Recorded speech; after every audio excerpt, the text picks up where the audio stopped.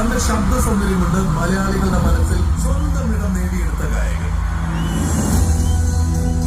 17-ാം വയസ്സിൽ ഏഷ്യനെറ്റിന്റെ voice of the year സ്വന്തമാക്കി പിന്നണി ഗാന രംഗത്തെ തന്റെ വരവറിയിച്ച നമ്മുടെ വിധു പ്രതാപ്.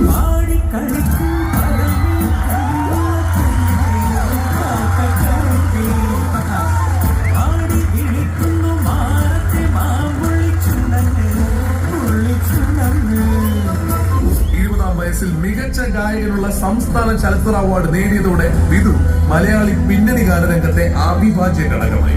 2.5 പതിറ്റാണ്ട് പിന്നിടുമ്പോൾ പകരം വയ്ക്കാനില്ലാത്ത ശബ്ദ തികവോടെ പ്രതാപത്തോടെ വിധു പ്രയാണം തുടരും.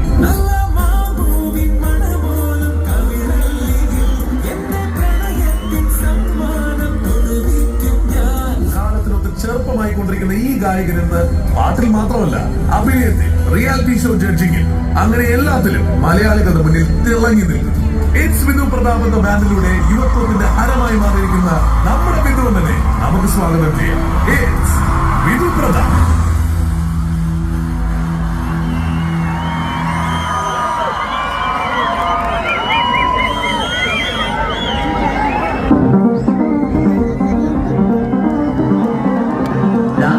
പകലുകളാക്കി പകലുകൾ രാത്രികളാക്കി ഏകാന്തതയുടെ നിശബ്ദതയിൽ നിന്നും പെറുക്കിയെടുത്ത ഈ ഗാനത്തിന് പണ്ടെങ്ങോ കേട്ടു മറന്ന ഏതെങ്കിലും ഒരു പാട്ടുമായി സാമ്യം തോന്നിയാൽ അത് കേവലം യാദൃച്ഛികം മാത്രമാണ്.